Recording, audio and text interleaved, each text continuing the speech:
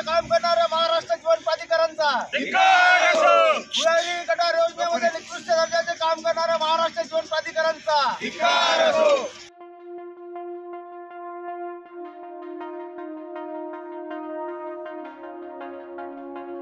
या रस्त्याचा ठेकेदार आहेत एबी वाघ यांनी हा रस्ता तयार केलेला आहे महाराष्ट्र जीवन प्राधिकरणाच्या माध्यमातून। तरी संबंधित ठेकेदारावर सुद्धा कारवाई झालीच पाहिजे अशी आमची शिवसेना उद्धव बाळासाहेब ठाकरेंकडून विनंती आहे। तसेच अजून एक ठेकेदार पटेल नावाचा गुजरातचा ठेकेदार आहे, त्याच्यावर सुद्धा कारवाई झाली पाहिजे अशी आम्ही शिवसेना उद्धव बाळासाहेब ठाकरेंच्या माध्यमातून मागणी करत आहोत। जय हिंद, जय महाराष्ट्र।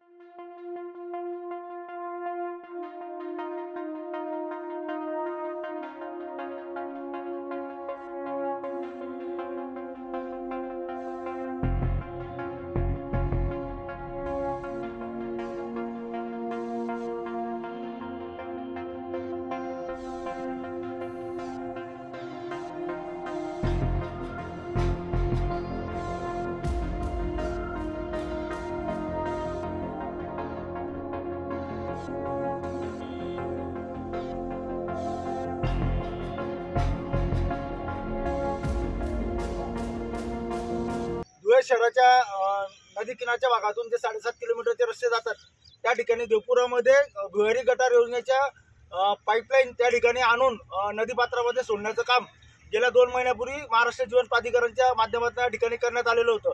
अत्यंत महत्त्वाचा असा हा रस्ता, याच्याकरता सार्वजनिक बांधकाम विभाग आणि महाराष्ट्र जीवन प्राधिकरणकडे निधी जमा झालेला असताना महाराष्ट्र जीवन प्राधिकरणचा हा जो ठेकेदार आहे गुजरातमधला पटेल नामक, हा त्यांचा संबंधितांचा जावई असल्यामुळे प्रचंड मनमानी त्या ठिकाणी तो करतो आहे आणि अत्यंत निकृष्ट अशा प्रकारचं काम या ठिकाणी त्याने केलेलं आहे। अत्यंत महत्त्वाचा रहदारीचा हा रस्ता सध्या धुळेकरांसाठी झालेला असून काल फक्त पहिल्या पावसामध्येच एकविरा देवीपासून तर थेट सुशी नाल्याच्या नाल्या किनाऱ्यापर्यंत या ठिकाणी ठिकठिकाणी हा रस्ता ठिकठिकाणी खचून गेलेला आहे। जवळपास 1.5 ते 2 फुटाचे खड्डे या ठिकाणी पडलेले आपल्याला दिसून येत आहेत। अत्यंत भ्रष्टाचार या भुयारी गटार योजनेमध्ये झालेला आहे। त्या संदर्भामध्ये शिवसेनेने वेळोवेळी आंदोलनं केली, वेळोवेळी निवेदनं दिली, पण ठेकेदाराला पाठीशी घालणं, टक्केवारी कमवणं याच्या माध्यमातून केवळ त्या ठिकाणी काम करण्यात आलं।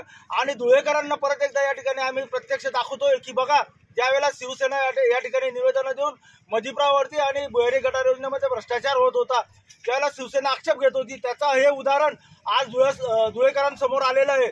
अजूनही पावसाळ्याला 4 महिने शिल्लक असताना पहिलाच पाऊस पडल्यानंतर इतकी घाणेरडी अवस्था धुळ्यातल्या रस्त्यांची महाराष्ट्र जीवन प्राधिकरणने करून ठेवलेली आहे। तर धुळे शहरामध्ये विकास झालेल्या इतर रस्त्यांचा काय, हा प्रश्न या ठिकाणी शिवसेनेच्या माध्यमातून आज आम्ही उपस्थित करत आहोत। या संदर्भामध्ये आम्ही विभागाच्या सर्व अधिकाऱ्यांना या ठिकाणी आम्ही निवेदन देणार आहोत आणि या संबंधित ठेकेदारावरती कारवाई करण्याची या ठिकाणी आम्ही मागणी करत आहोत।